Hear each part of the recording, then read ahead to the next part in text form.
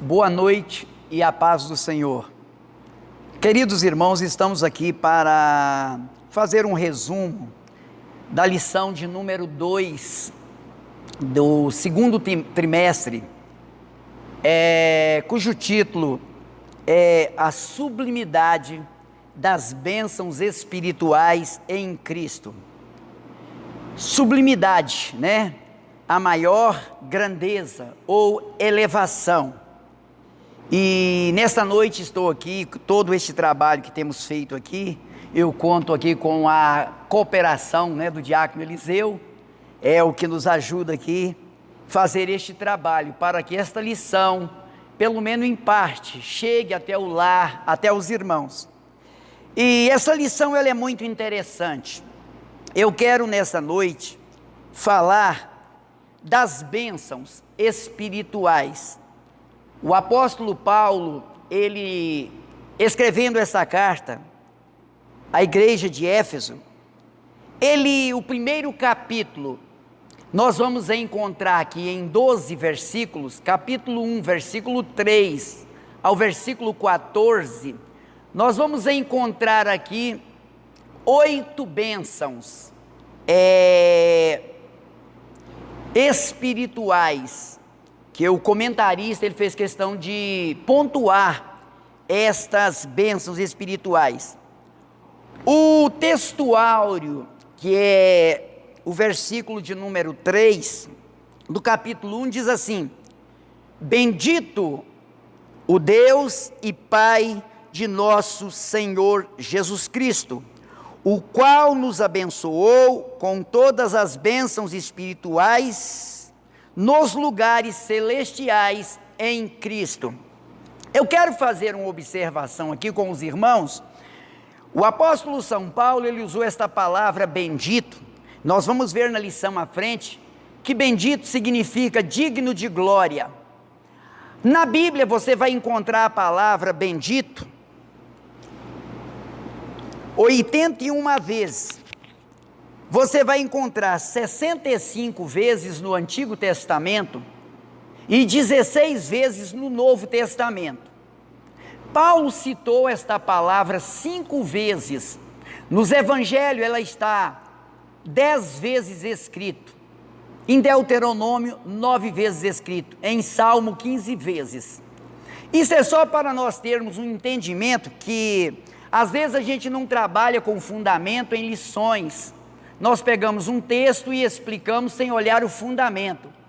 E quando Paulo ele fala que a palavra bendito, o Senhor, o Pai de nosso Senhor Jesus Cristo, isto é uma forma, a expressão máxima de glorificar a Deus em palavras.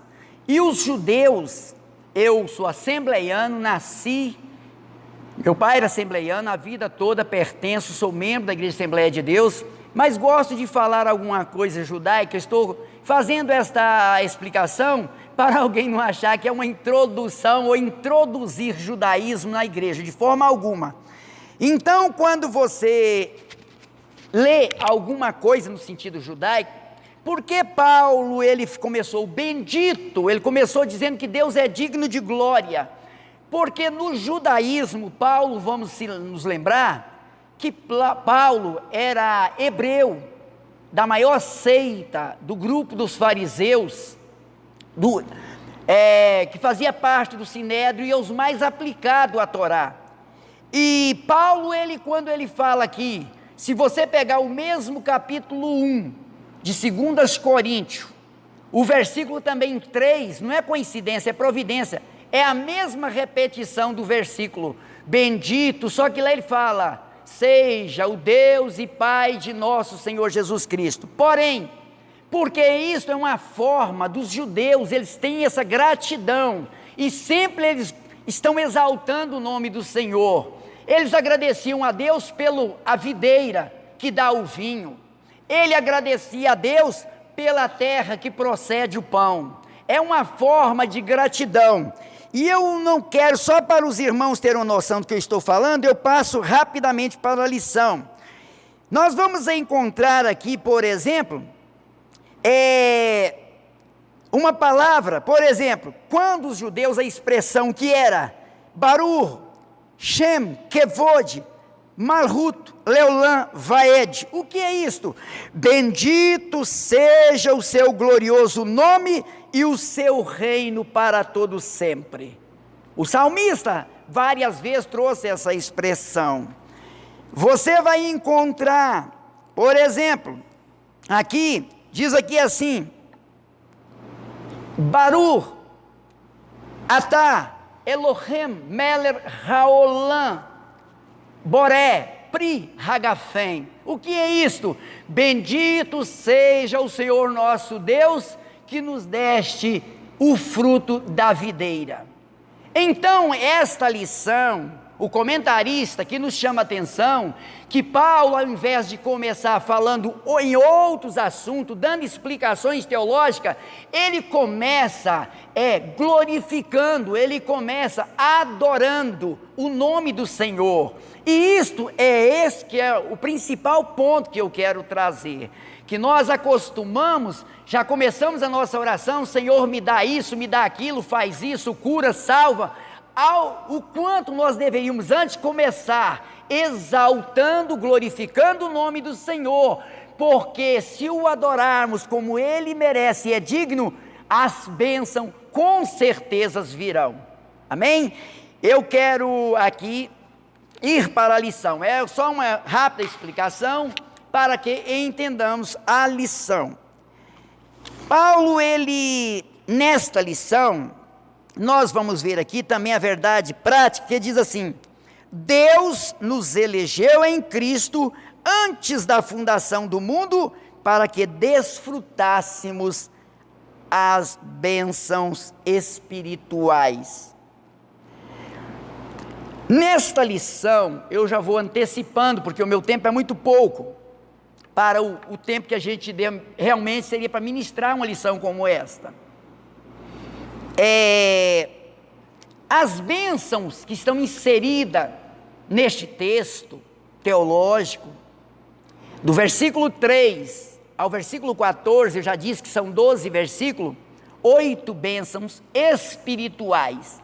Aqui não vai falar do carro novo, aqui não vai falar da bênção da casa própria, aqui não vai falar do diploma da universidade, aqui não vai falar de uma promoção na empresa que eu trabalho, aqui não são coisas de cunho materiais, e sim espirituais. É por isso que o título, ele é a sublimidade das bênçãos espirituais em Cristo. E essas bênçãos só se alcançam através de Jesus Cristo, o nosso Senhor. O versículo 4 da lição da leitura bíblica em classe diz assim: como também nos elegeu nele, antes da fundação do mundo, para que fôssemos santos, irrepreensíveis diante dele em amor. Vemos aqui que o versículo 10 diz também, de tornar a congregar em Cristo todas as coisas da dispensação, da plenitude dos tempos, tanto as que estão nos céus, como as que estão na terra.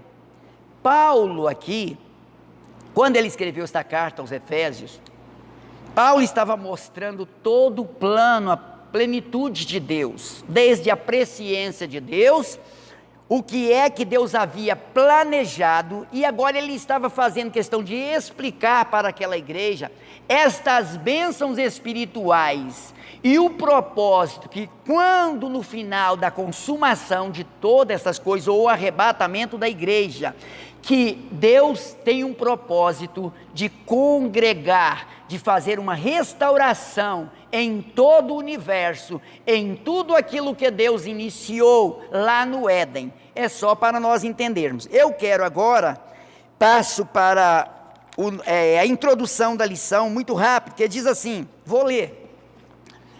Nesta lição vamos abordar a grandeza e a excelência e a perfeição do projeto divino para conceder bênçãos espirituais aos seus escolhidos. Desde a eternidade, aprove a Deus executar um plano de restauração e reconciliação com a humanidade caída. Por isto que na carta o apóstolo Paulo se mostra profundamente agradecido pela revelação do mistério que estivera oculto desde os tempos, de todos os tempos. Ele nos convida a louvar e a glorificar a Deus pela sua bondade e misericórdia com todos os pecadores. Vemos aqui, eu quero também trazer uma rápida explicação. Nós vamos encontrar 2 versículos na Bíblia que diz: desde a fundação do mundo. E vamos encontrar na Bíblia 2 versículos antes da fundação do mundo. E aqui, escrevendo aos Efésios, Paulo não está falando desde a fundação do mundo, e sim antes da fundação do mundo. Paulo está dizendo no versículo 4, que nós vamos falar lá na frente, que a nossa eleição, ela não foi a partir do momento que Adão caiu, e no plano de restauração, como muitos entendem. Aí sim, Apocalipse capítulo 13, versículo 8, Hebreus 4 e 3, sim, está falando a partir do Éden, desde a fundação, desde que Deus fundou o mundo, ali Jesus iria um dia, sim, já planejado, tanto é que em Gênesis 3 e 14, 15 ali, ele diz que da semente da mulher, então já havia, porque na verdade o homem ali havia pecado. Esse é desde a fundação. Agora aqui Paulo está falando antes da fundação do mundo, ou seja, não existia Adão, não existia esse globo terrestre, nada dessas coisas existiam, apenas o céu com toda a sua plenitude. Aí Paulo então vai alertando aquela igreja que isso não foi algo que aconteceu há 1.004, 2, 3 mil anos atrás. Isto é desde a eternidade. Deus, que conhece todas as coisas, Ele sabia que um dia Ele ia criar o ser humano, mas que também Ele ia fracassar, mas que também Ele já tinha um plano de resgatar tanto o homem como todas as coisas, como está o versículo 10 da nossa leitura bíblica em classe. É isso que nós precisamos também entender. Muito bem, então, quando ele diz antes da fundação do mundo, eu li aqui já a introdução, também o primeiro tópico, diz aqui assim, vou ser rápido: no passado estávamos perdidos e condenados à morte eterna, mas por sua infinita graça, Deus nos outorgou em Cristo o privilégio da salvação. Primeiro ponto do primeiro tópico, doxologia. Após expor o versículo de abertura da epístola 1 e 1 a 2, capítulo 1 a 2, o apóstolo Paulo apresenta em sequência de texto que se caracteriza pela verdadeira adoração e bondade ativa de Deus. Ele começa pela frase: bendito o Deus e Pai de nosso Senhor Jesus Cristo. Paulo, não esqueçamos que ele era um hebreu. E quando Paulo, ele expressou, é aquilo que falamos no início, no meu coração, na minha forma de entender, Paulo exatamente, ele expressou, porque era comum entre os judeus este agradecimento. Doxologia, nós sabemos que esta palavra, ela veio a partir do grego, a palavra, mas a doxologia, que é o louvor, que é a exaltação, dizendo a Deus que Ele é digno de glória, isso aí, ela é desde o início de toda a Bíblia, no conceito judaico. Para nós ela chegou como doxe e logia. É no grego que nós falamos logia, porque no grego não existe este G de gia, e sim é guia. É doxologia, isto é, dizendo aos Deus que Ele é bendito e digno de toda a glória e de todo o louvor. Paulo então começa aqui ensinando os cristãos a louvar, a exaltar primeiro a Deus. O próprio salmista, nós olhamos que ele sempre, o Salmo 103, bendiz, ó minha alma, ao Senhor, e tudo que há em mim, bendiga o teu santo nome. A partir desta doxologia, deste louvor, desta glorificação, desta adoração, aí que Paulo começa a falar para a alma: é Ele que faz isto, é Ele que faz aquilo, é Ele que te coroa de benignidade e justiça. Paulo aqui usa a mesma forma, a mesma, digamos assim, didática de ensino que Deus transmitia. Aí em sequência o apóstolo diz assim, até o versículo 14: por meio de um maravilhoso tributo ao Eterno e suas muitas bênçãos concedidas aos homens, neste trecho bíblico trata-se de um hino teológico de gratidão, caracterizado pela repetição do seguinte refrão. Digamos assim, é como um hino que você canta e depois você tem o refrão, uma repetição.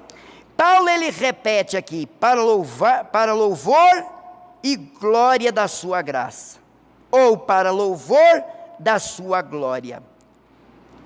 Descendo mais embaixo, nós vamos ver que aquele ao qual devemos adorar está identificado na expressão Deus é Pai, Deus e Pai de Jesus Cristo. Uma clara referência à Santíssima Trindade, com ênfase na natureza divina de Jesus, seu Filho. Paulo, como um judeu, como um hebreu, ele expressou isso de forma muito linda, porque eles faziam isto de dentro do coração, não era uma exaltação pedida, eles tinham dentro da alma este desejo de louvar.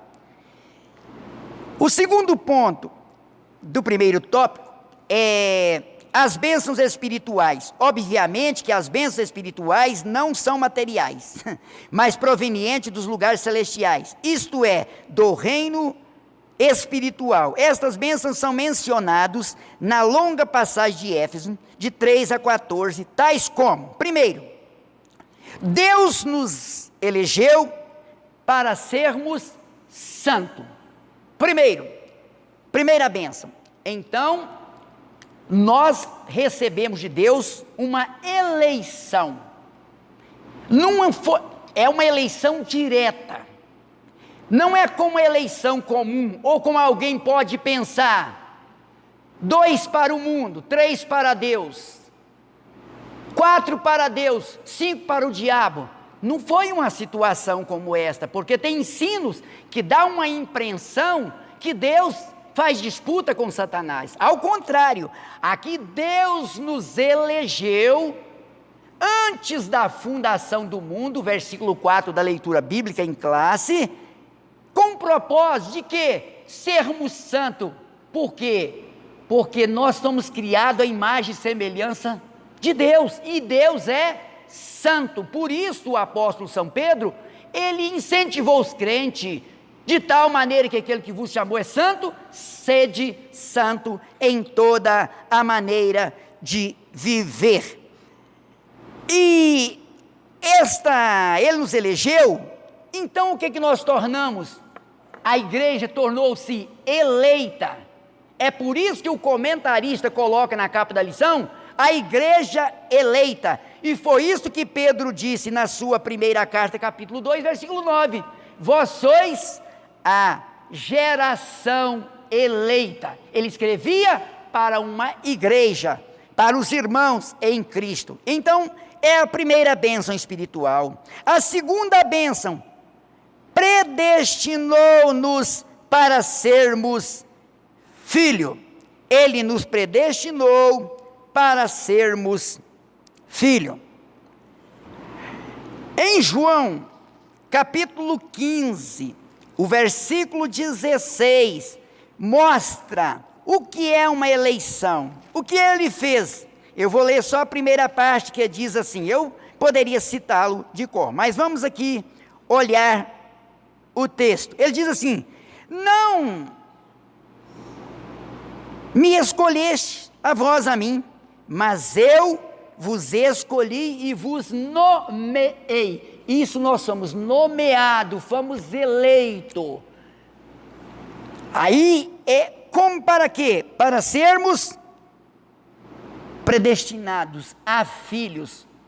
Aqui nós vamos falar na próxima lição de predestinação. Aqui não fala de indivíduo, aqui fala da igreja. Quando Paulo escreve, ele escreve a uma igreja e diz, ele nos predestinou. Então ele está falando da igreja, não é de um indivíduo que foi escolhido para ir para o céu, e os outros não. Mas nós vamos falar na próxima lição. E terceiro, nos fez agradáveis a si no amado. Olha que Deus, primeiro, a bênção é que Ele nos elegeu para sermos santos. Segunda bênção, Ele nos predestinou para salvação, para sermos aqui, nos tornou agradável a si no amado. Quem é este amado que a Bíblia expressa aqui? É o mesmo que está na mesma leitura bíblica em classe, a carta aos Efésios, capítulo 1, é onde ele diz aqui que ele fez agradável a si, versículo 6, só a segunda parte, pela qual nos fez agradáveis a si no amado. Ele nos fez agradável em Jesus. Aí é o que o Paulo estava explicando àqueles irmãos na igreja de Éfeso. E Jesus já havia dito aos seus apóstolos, lá no capítulo 17 de João, versículo 24, ele diz assim: Pai, aqueles que me deste, quero que onde eu estiver, também eles estejam comigo, para que vejam a minha glória que me deste, porque tu me has amado antes da fundação do mundo. Então, quando Deus nos fez agradável a si no amado, foi antes da fundação do mundo. Nós já temos no versículo 4 da leitura bíblica em classe, que Deus ele nos elegeu antes da fundação do mundo. Ele elegeu em quem? Elegeu em Cristo, porque tu me amaste antes da fundação do mundo. Muito bem, vamos para a quarta bênção. Remiu-nos por meio do sangue de Cristo.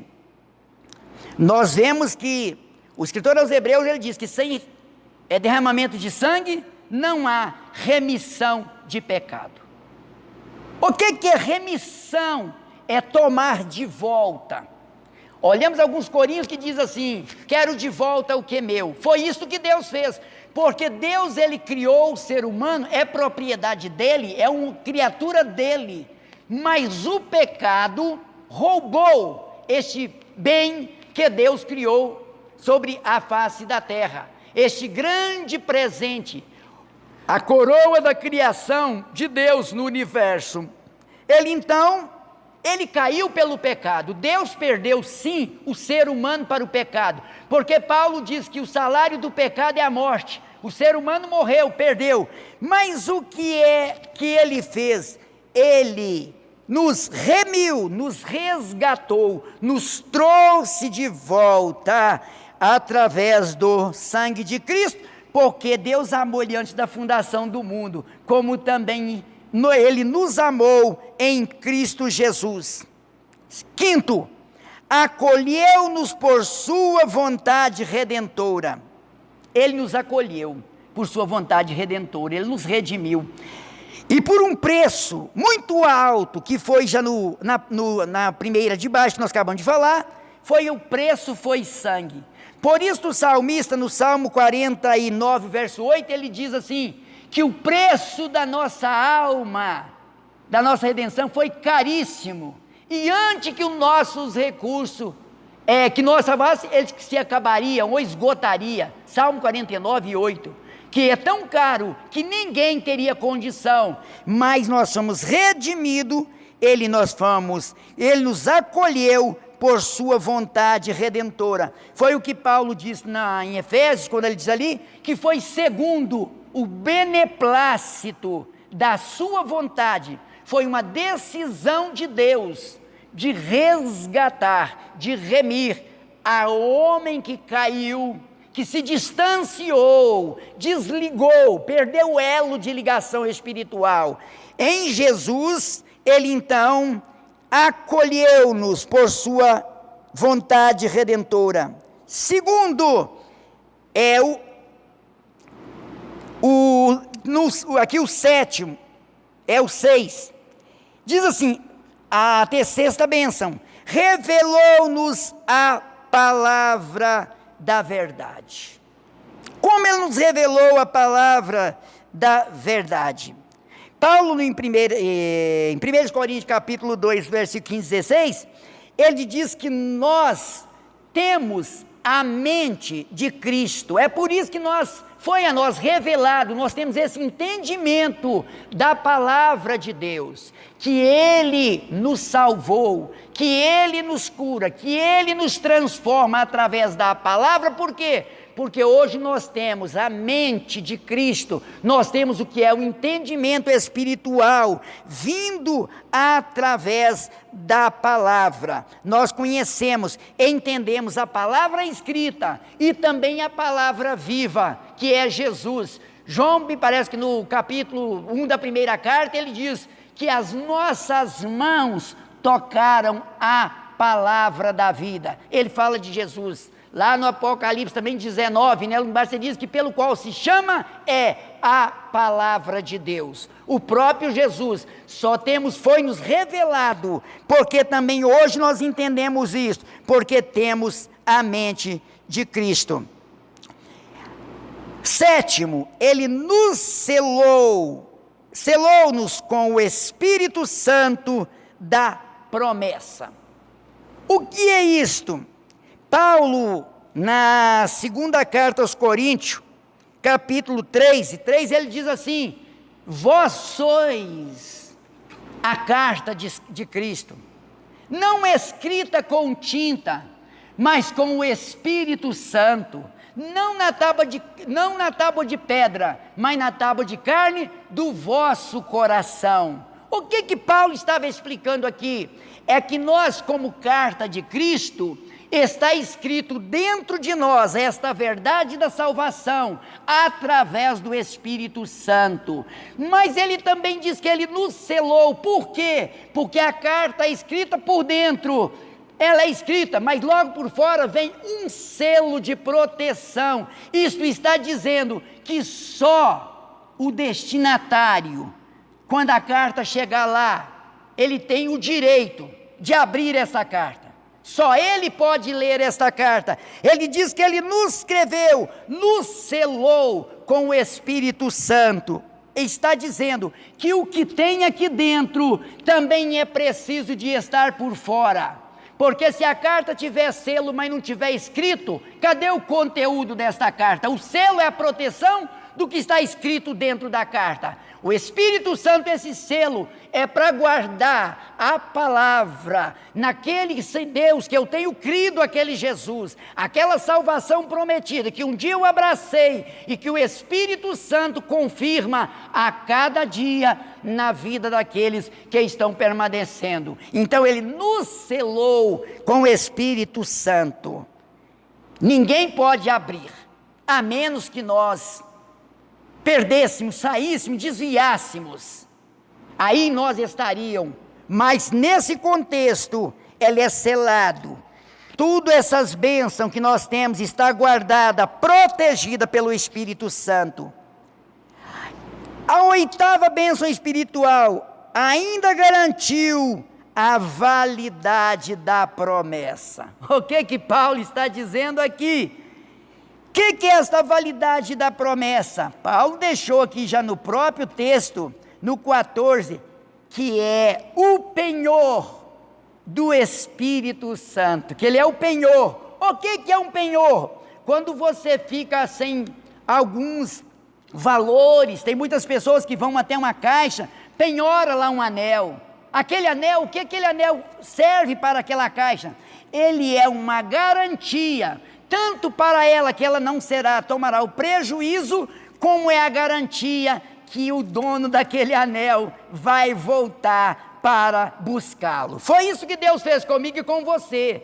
O anel se perdeu, se ficou penhorado. Aonde? No próprio pecado, na queda do homem. Mas Deus, por sua infinita bondade, Ele foi lá e nos resgatou e nos transportou para o reino do Filho do seu amor. Então hoje nós estamos de volta. Isto é remissão. E aí ele diz no versículo assim: o qual é o penhor da nossa herança? O que ele está dizendo? Que esse Espírito Santo que está dentro de mim, 1 Coríntios capítulo 3 e 16, ele diz: não sabeis vós que sois o templo de Deus e que o Espírito de Deus habita em vós? Por que ele habita? Porque ele é o penhor de Deus na minha, na sua vida, e que traz esta garantia. Para quê? Para a redenção de quê? Da possessão de Deus. Nós somos de Deus. Esse penhor foi para resgatar para Deus o que é de Deus. E é isso que Paulo está dizendo aqui. E como foi esse propósito? E para que tudo isto? Aí vem, para louvor da sua glória. Tudo esse trabalho, todo esse sacrifício, todo esse plano de salvação foi para louvor e glória de Deus. Quero terminar aqui. Tais bênçãos provêm de Deus. Primeiro, Deus que planejou a redenção. Segundo, do Filho que a realizou. Terceiro, do Espírito Santo que garante as bênçãos. Como ele garante? Porque ele é o penhor, está dentro de nós. E aí eu só quero concluir aqui. Escute isto. O versículo 6 da primeira carta. Para louvor, aí vai confirmar o que o comentarista falou aqui no primeiro ponto da primeiro tópico, que é uma clara referência à Santíssima Trindade, com ênfase na natureza divina de Jesus, seu filho, Jesus, seu filho. Primeiro, o 6, para louvor e glória da sua graça de Deus. Versículo 12, para louvor da sua glória, para Jesus Cristo. Quarto, para louvor da sua glória ao Espírito Santo. 3 vezes é mesmo louvor: glória ao Pai, glória ao Filho e glória ao Espírito Santo, para todo sempre. Amém.